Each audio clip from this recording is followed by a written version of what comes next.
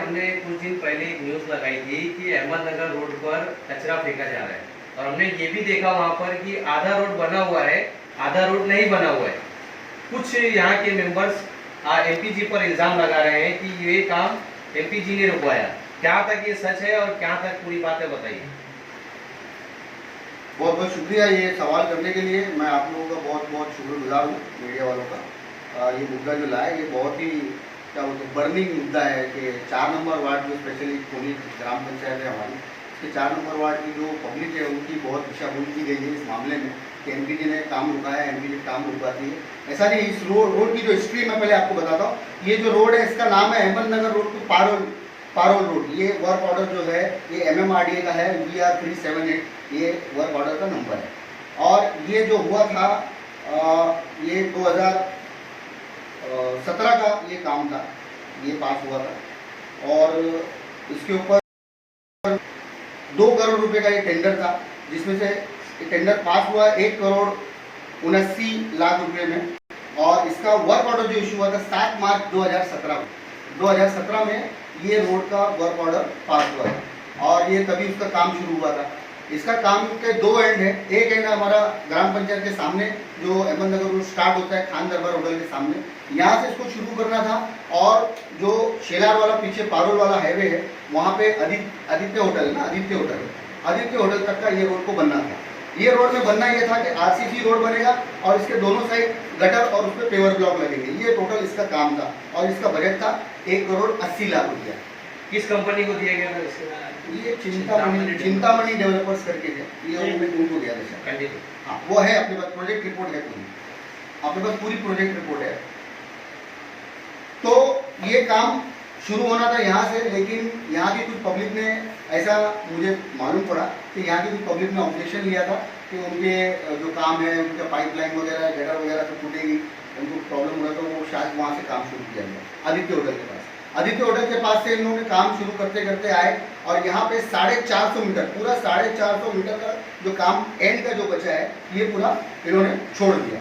अब ये छोड़ दिया कभी, ये 2018 की बात है और तब से ये वैसा ही छूटा हुआ, ठीक है। मतलब इसको 3-3.5 साल हो गए, ये तब से वैसे ही छूटा हुआ। लेकिन ये वजह ये थी कि कॉन्ट्रैक्टर वहाँ से काम छोड़कर चला गया। वो जो पर्टिकुलर कॉन्ट्रैक्टर है, हमने उसकी मालूमात ली जिला परिषद से और पंचायत समिति से, तो ऐसा पता चला कि उसके ऊपर और भी सारे डिफॉल्ट के कुछ केसेस थे, उसको ब्लैकलिस्ट किया गया था, इसलिए उसने काम बंद कर दिया। अब काम बंद हो जाता है कोई कॉन्ट्रैक्टर किसी भी रीजन से, वो इम्पोर्टेंट नहीं है। इम्पोर्टेंट ये है कि काम कंटिन्यू हो। तो जिला परिषद, पंचायत समिति और अपनी ग्राम पंचायत, इन लोगों की जिम्मेदारी थी कि भाई ये काम बंद हो गया तो उसको काम को शुरू करें, ठीक है। तो ये 3-3.5 साल तक का ये कुछ भी नहीं हुआ।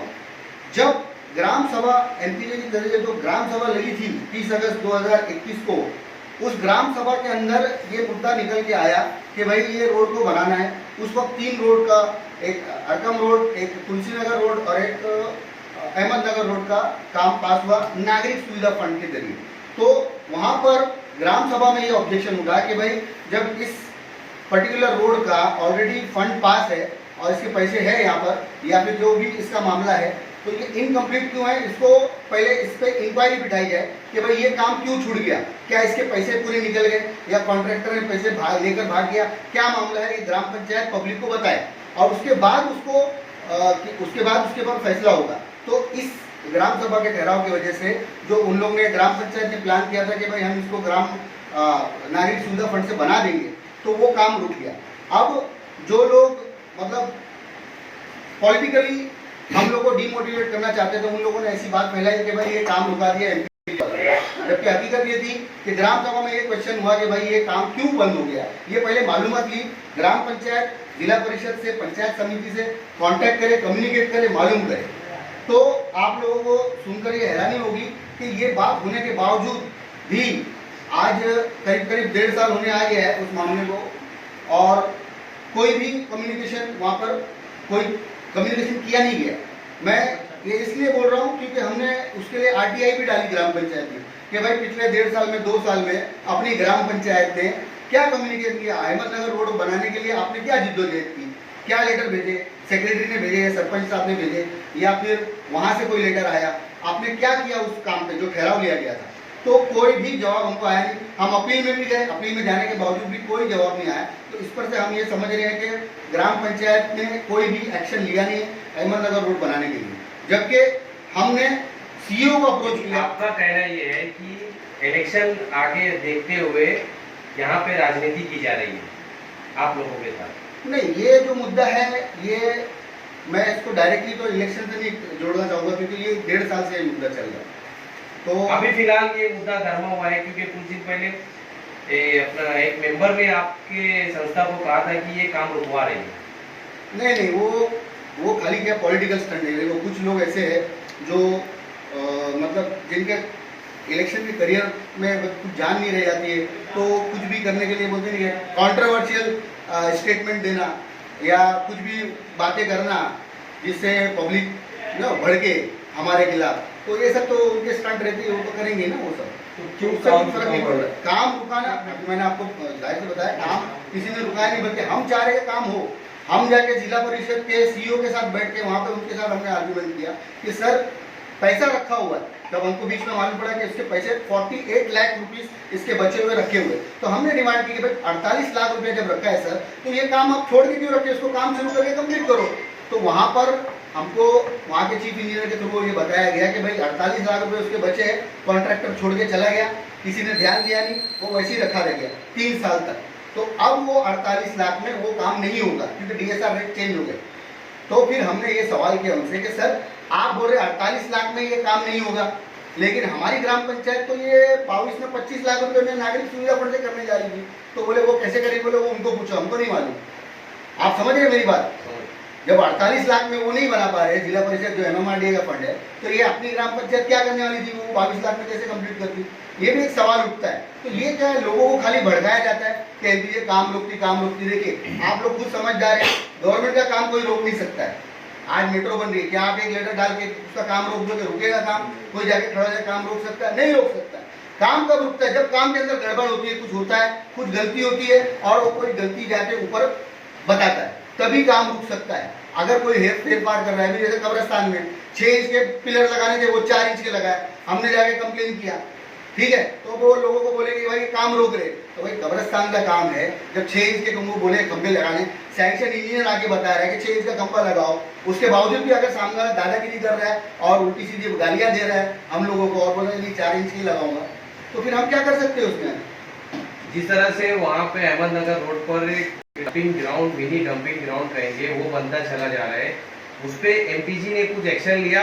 क्योंकि हमने जब वहाँ पर उस कर्मचारी से पूछा कि आपको किसने कचरा डालने बोला, तो उसने बताया कि हमें मेंबर ने बताया, मगर वो मेंबर का नाम उसने बताया नहीं।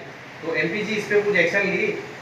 देखो कचरे का जो इशू है ये तो पूरे खाड़ी पार का इशू है, और कर्मचारियों का जो इशू है वो एक टोटली डिफरेंट इशू है। जो इससे पहले सेक्रेटरी पाड़े साहब थे, उनसे मेरी बहुत डिटेल में इस पर डिस्कशन हुई थी एक बार, तो बात ये निकल के आई थी कि भाई उन लोगों की काफ़ी सैलरी वगैरह बाकी थी और उन लोग काम पे नहीं आते। मतलब ये जो गलती है ये दोनों तरफ से है, मतलब ये दोनों भी नहीं, मैं तो बोलूँगा तीनों की तरफ से है। जो गंदगी दिख रही है आपको, ये तीनों की गलती है। मतलब ग्राम पंचायत भी है उसमें इन्वॉल्व, जो कर्मचारी है, जो लोग आते नहीं है बराबर, अटेंडेंस नहीं देते बराबर, सर वो तो एक मैटर है ही है, और पब्लिक की हमारा सवाल भी डाल रही है। सर हमारा सवाल ये हमारा है, एक्शन इसके ऊपर कुछ नहीं है। हमने कचरे की सफाई को लेकर सिर्फ ग्राम सभा में जो बात हुई वही की, हमने उसके ऊपर स्पेशल कोई काम नहीं किया। तो अभी आगे का हमने उम्मीद उसके है? ऊपर जो लेटर डालते हैं हमने भाई साफ सफाई होना चाहिए वार्ड में, ये नॉर्मल सा होता है, तो ऐसा पर्टिकुलर कोई एक्शन नहीं है। जैसे हम जिला परिषद स्कूल, उर्दू स्कूल पे काम कर रहे हैं, हम अहमदनगर रोड के ऊपर जितना मतलब शिद्दत से जो लगे हुए, ऐसा कोई हमने उसके ऊपर काम नहीं। मैं इसमें बोलता हूँ, इसमें बहुत इम्पोर्टेंट है वो ये है कि देखिए आप जो सफाई की बात कर रहे हैं, तो ग्राम पंचायत खोनी के अंदर जो कचरे का जो अंबार आपको दिखता है, जैसा कि आपने इसको शूट भी किया था, आपको मैं ये बता दूं कि हमारे गांव की खोनी ग्राम पंचायत के पास कोई विजन नहीं है यहाँ की साफ सफाई को लेकर। जब मैं आपसे कह रहा हूँ विजन नहीं है, तो आपको ये ऑन रिकॉर्ड में ये बात बता रहा हूँ कि पूरे थाने जिला परिषद के अंदर कुछ सिलेक्टेड ग्राम पंचायत का सर्वे किया गया और उसको ये नाम दिया गया कि स्वच्छ ग्राम पंचायत सर्वेक्षण किया गया। तो पूरे थाने जिला परिषद के अंदर 3 साल पहले हमारे गांव को, आप जैसा बता रहे हैं कि डंपिंग ग्राउंड और गंदगी है, हमारे गांव को थाने जिला परिषद में सबसे साफ सुथरी ग्राम पंचायत का अवार्ड मिला है। अब आप देखिए कैसे अवार्ड मिला है। दूसरी चीज मैं आपको बताना चाहूंगा, जब मैं आपके सामने ये बात बहुत जिम्मेदारी से कह रहा हूं कि कोई इनके पास सफाई को लेके विजन नहीं है, आपको सुन के बड़ा ताज्जुब होगा कि थाने जिला परिषद, ये सब में सब ग्राम पंचायत के सरपंच, सेक्रेटरी, जिला परिषद के रिप्रेजेंटेटिव का काम है। थाने जिला परिषद की तरफ से एक सर्वे किया गया और वो सर्वे की स्कीम है, उसका नाम है घन कचरा व्यवस्थापन। घन कचरा व्यवस्थापन मतलब पूरे थाने जिला परिषद के अंदर 10 ऐसी ग्राम पंचायत को सिलेक्ट किया गया है जिसका सर्वे IIT बॉम्बे से कराया गया और उस गांव के पूरे कचरे को एक जगह जमा किया जाता है, उसको दोबारा रिसाइकलिंग किया जाता है। हम यहाँ गांव के रहवासी हैं, उस घन कचरा व्यवस्थापन सर्वे के अंदर जिसका सर्वे IIT बॉम्बे ने किया है, उसमें खूनी ग्राम पंचायत का नाम शामिल है। तो हमको तो समझ में नहीं आ रहा कि हमारे गांव में IIT बॉम्बे पवई की टीम कब आके सर्वे करके गई और थाने जिला परिषद ने किस बेसिस पे यहाँ के कचरे को जमा करके रिसाइकलिंग का प्रोजेक्ट बनाया है। अगर प्रोजेक्ट बनाया है तो लाखों करोड़ रुपया जो जमा हो रहा है पैसा कचरे को बेच के, वो किधर है हमें पता नहीं। एक जो लाल इशू है ना नदी में,